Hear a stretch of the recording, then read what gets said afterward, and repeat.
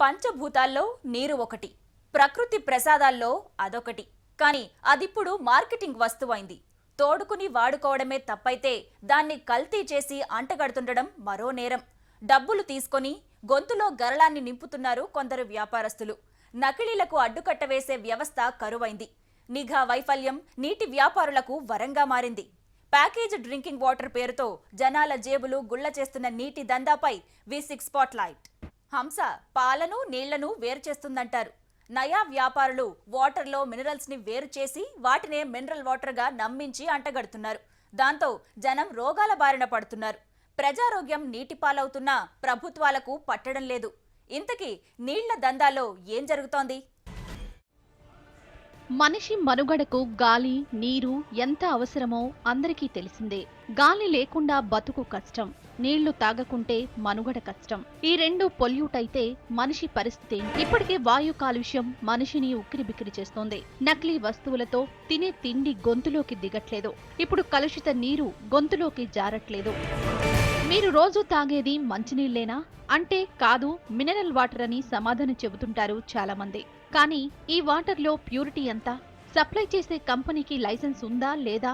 ఈ ప్రశ్నలు అడిగితే నీళ్లు నములుతారంతా. ఇదే అలుసుగా తీసుకుంటున్న కంపెనీలు ఇష్టారాజ్యంగా వ్యాపారం నిర్వహిస్తాయి. అమ్మలు అమ్మమ్మలు నీళ్ల కోసం ఇబ్బంది పడ్డారేమో గాని నీళ్లతో ఇబ్బంది పడలేదు. బావులు కాలువల్లోంచి ఒళ్ళు హూనమయ్యేలా మోసుకొచ్చినా వాటిని మనసారా నమ్మారు, కడుపారా తాగారు. కానీ ఇప్పుడు ఆ పరిస్థితి లేదు. ఏ నీళ్లలో ఏముందో, ఏం తాగితే ఏం రోగం వస్తుందో ఎవరికీ అర్థం కాని పరిస్థితి. దానికి పరిష్కారం అందంగా ముస్తాబై వచ్చింది. అదే మినరల్ వాటర్. ఈ నీళ్లు నిజంగా మినరల్ వాటరేనా? మినరల్ వాటర్ కు ప్యాకేజ్డ్ వాటర్ కు తేడా ఏంటి? అసలు వ్యాపారులు చెప్తున్నట్టు మినరల్ వాటర్ లో మినరల్స్ ఉంటున్నాయా? వాటిని సర్టిఫై చేసేదెవరో? కనీసం తాగేవాళ్లకైనా ఎప్పుడైనా డౌట్ వచ్చిందా అంటే అన్ని శేష ప్రశ్నలుగానే మిగిలిపోతాయి. రోజు 8 లీటర్ల నీళ్లు తాగితే చాలు, ఆరోగ్యానికి ఎంతో మంచిదంటారు. బాడీలో వాటర్ లెవెల్స్ కరెక్ట్ గా ఉంటే అందానికి అందం, ఫిట్నెస్ కు ఫిట్నెస్ అని చెప్తుంటే సంబరపడిపోతుంటాం. కానీ ఆ ముసుగులో మనం తాగుతోంది మంచినీళ్లు కాదు, విష రసాయనాలతో కూడిన కాలకూట విషం అన్న సంగతి ఎప్పుడైనా గుర్తించారా? దేశంలో జనం తాగుతున్న నీళ్లలో 45% జల గరళమేనని సెంట్రల్ వాటర్ బోర్డు తేల్చేసింది. రాష్ట్రంలో నీళ్లు అసలు తాగడానికి అనువుగా లేవని చెప్పింది వాటర్ బోర్డు. పైగా మినరల్ వాటర్ పేరుతో 90% మంది విష రసాయనాల్ని తాగుతున్నారన్న భయంకరమైన వాస్తవాలు బయటకొచ్చాయి. ప్యాకేజ్ డ్రింకింగ్ వాటర్ సంస్థలకు సంబంధించి bureau of Indian standard certificate mandatory పేరుతో 2002లో భారత ప్రభుత్వం గైడ్ లైన్స్ రూపొందించింది. వీటికి లోబడి వ్యాపారం చేయాల్సిన సంస్థలు నిబంధనలకు విరుద్ధంగా మినరల్ వాటర్ దందాకు తెగబడుతున్నాయి. రాష్ట్ర వ్యాప్తంగా bureau of Indian standard certified కంపెనీలు 145 మాత్రమే. నగరంలోని సుమారు 2000 ప్యాకేజ్డ్ వాటర్ యూనిట్లలో సర్టిఫైడ్ సంస్థలు 80 మాత్రమే. ఈ స్టాటిస్టిక్స్ చాలవు నకిలీ నీటి దందా ఏ రేంజ్ లో సాగుతుందో చెప్పడానికి. దాహం వేస్తే గుక్కెడు నీళ్లు తాగితే ప్రాణం కుదుట పడుతుంది. రోజుకు కనీసం 5-6 లీటర్ల మినరల్ వాటర్ తాగితే ఆయుష్ రేఖ పెరుగుతుంది. మనిషి జీవితం నీళ్లపైనే ఆధారపడింది. తిండి లేకపోయినా బతకొచ్చు, గాని నీళ్లు తాగకుండా మనుగడ అసాధ్యం. అంతటి ప్రాధాన్యమున్న నీళ్లను వ్యాపార వస్తువుగా మార్చారు వ్యాపారులు. మినరల్ వాటర్ అన్న అందమైన ట్యాగ్ లైన్ తగిలించుకుని బిజినెస్ చేస్తున్నారు. నిజంగా మనం డబ్బులు పెట్టి కొనుక్కుంటోంది మినరల్ వాటరేనా? పరిశోధన సంస్థలేం చెబుతున్నాయి? లైసెన్స్డ్ వాటర్ కంపెనీ పెట్టాలంటే 25 లక్షల రూపాయల వరకు కావాలి. అది అవసరం లేదనుకుంటే 2 లక్షలు చాలు. కానీ కంపెనీ ఏదైనా క్యాన్ ధర ఒకటే. ఇది వాటర్ బిజినెస్ లోని అసలు లాజిక్. ఎక్కడ చూసినా ప్యూరిఫైడ్ వాటర్ ప్యాకెట్ల రూపంలో, బాటిల్స్ రూపంలో, క్యాన్ల రూపంలో విచ్చలవిడిగా అమ్మేస్తున్నారు. 2 దశాబ్దాల క్రితం నీళ్లను అమ్ముతుంటే వామ్మో అనుకున్నాం. బ్రహ్మం గారి కాలజ్ఞానం కళ్ల ముందుకొచ్చిందని బాధపడ్డాం.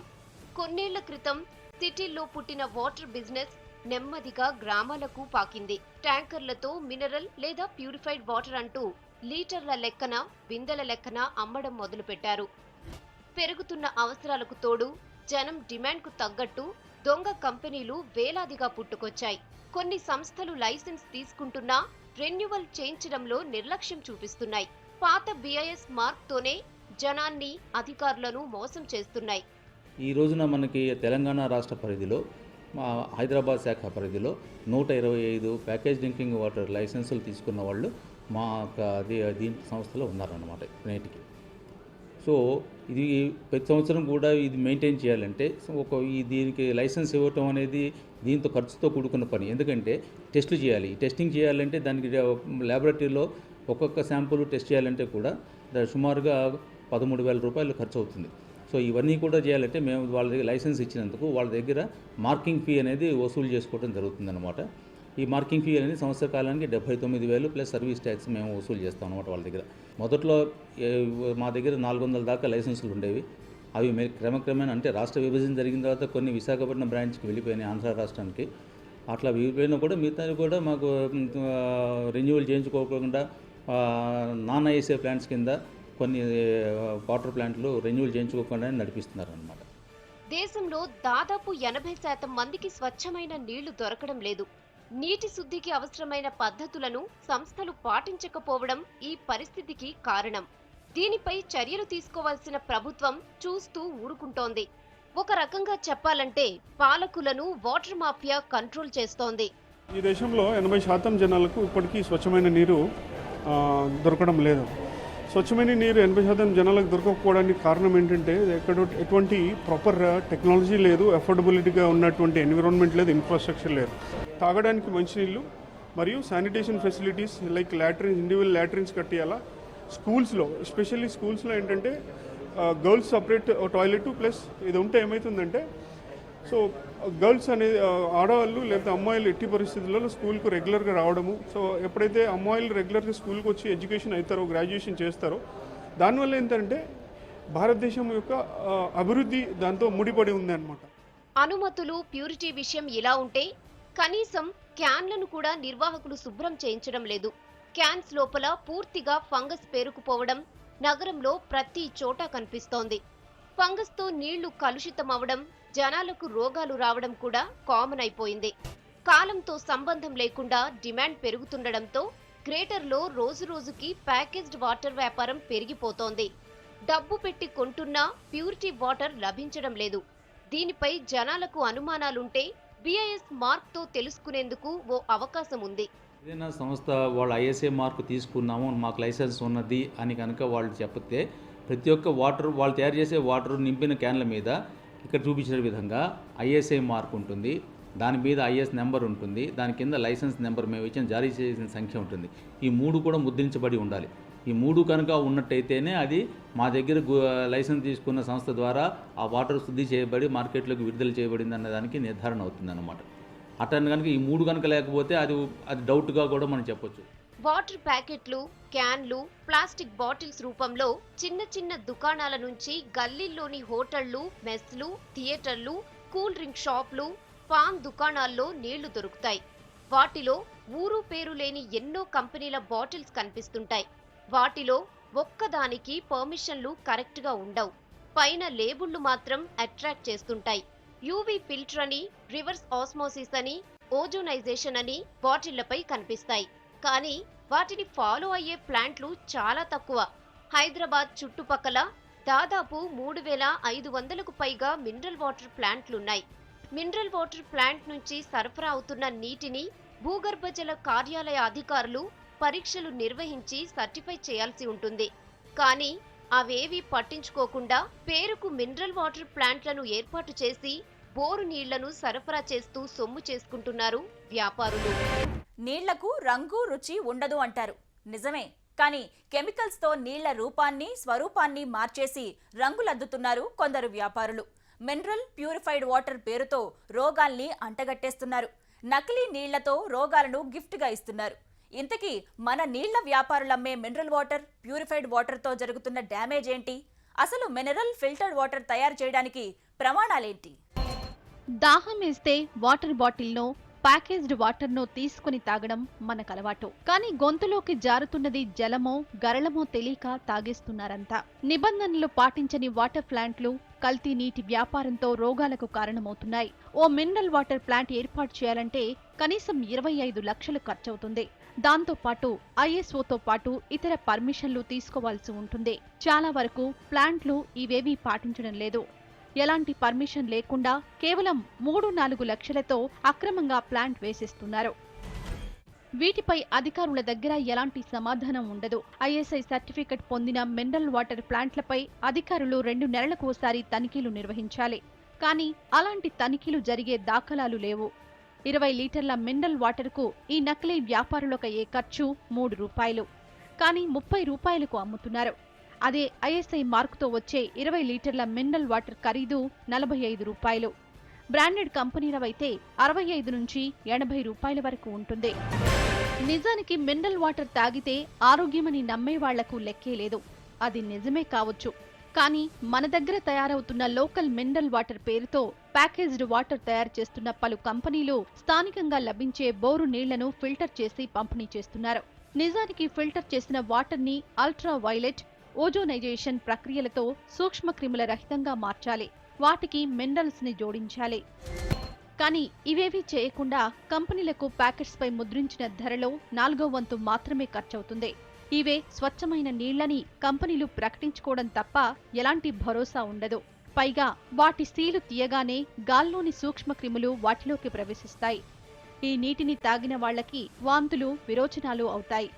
కలుషిత నీటితో పచ్చ కామెర్లు, కడుపు, గొంతు ఇన్ఫెక్షన్లు లాంటి వ్యాధులు రావడం మనం చూస్తూనే ఉన్నాం. ప్యాకేజ్డ్ డ్రింకింగ్ వాటర్ను ఏదైనా బ్రాండ్ పేరుతో సరఫరా చేస్తే అది ఆహార కల్తీ చట్టం పరిధిలోకి వస్తుంది. నీటిని విక్రయించే సంస్థలు విధిగా భారత ప్రమాణాల సంస్థలోని 145-43 సెక్షన్ కింద రిజిస్టర్ కావాల్సి ఉంటుంది. హైదరాబాద్ పరిధిలోని 80% వాటర్ ప్లాంట్లో బ్యాక్టీరియా ఆనవాళ్లున్నట్టు ఓ ప్రైవేట్ ల్యాబొరేటరీలో పరిశోధనలో తేలింది.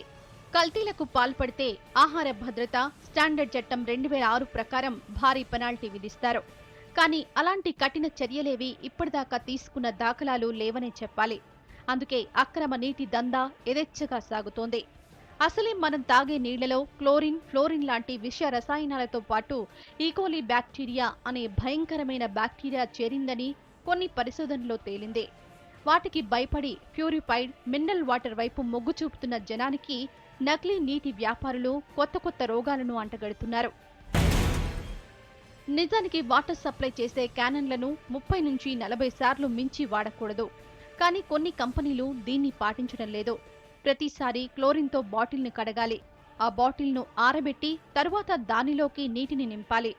వాటిని మెషిన్తో కడిగితేనే శుభ్రమవుతాయి. కానీ 90% ప్లాంట్లలో ఆ యంత్రాలే లేవు. పాలీకార్బన్తో తయారు చేసిన బాటిళ్లలో నీటిని నింపితే ఎక్కువ కాలం నిల్వ ఉంటాయి. కానీ లోకల్ కంపెనీలన్నీ పెట్ బాటిల్నే వాడుతున్నాయి. గ్రౌండ్ వాటర్ అనేక పద్ధతుల తర్వాత మినరల్ వాటర్ గా తయారవుతుంది. ముందుగా ఏరియేషన్ ద్వారా నీటిలో ఆక్సిజన్ లెవెల్ ని పెంచాలి. ఆ తర్వాత శాండ్, కార్బన్ ఫిల్టర్ ద్వారా ప్యూరిఫై అయ్యాక మైక్రాన్ ఫిల్టర్స్ ద్వారా శుద్ధి చేయాలి. దీని తర్వాత యాంటీ స్కేలెంట్ యాడ్ చేస్తారు. ఇంకా వాటర్లో మిగిలిన సాల్ట్స్ తొలగించడానికి రివర్స్ ఆస్మాసిస్ పద్ధతి వాడతారు.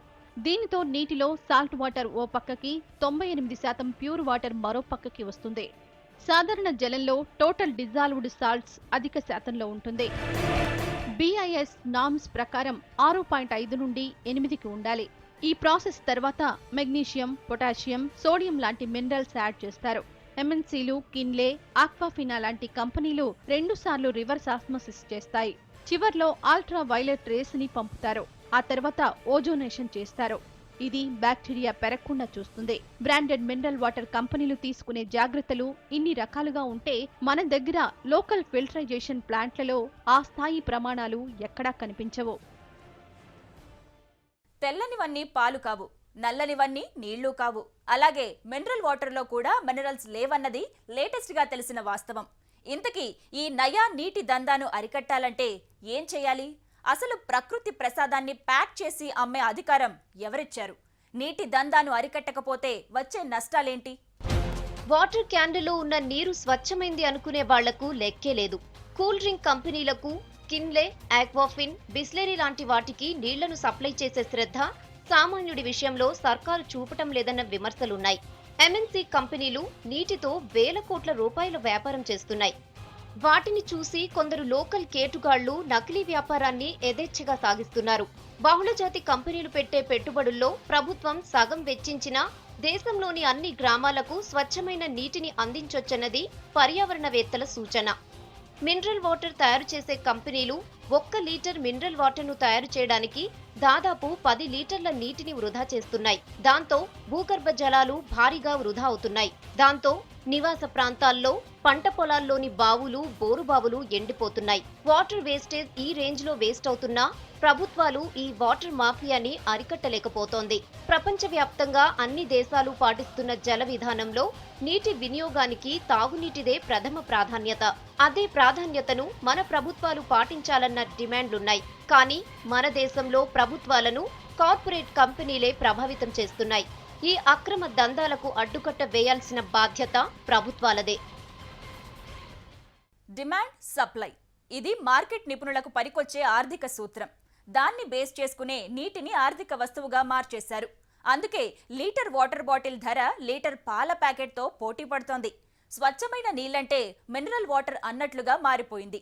అందుకే నీటి కోసం యుద్ధాలు జరుగుతున్నాయి. ఈ పరిస్థితి మారాలి. ప్రభుత్వాల తీరు మారాలి. జనంలోనూ అవగాహన పెరగాలి. లేకపోతే ఇప్పటికే నీటి ఎద్దడిని ఎదుర్కొంటున్న దేశం ఏకంగా నీటి కరువును చవిచూడాల్సి వస్తుంది. ఇది V6 స్పాట్లైట్.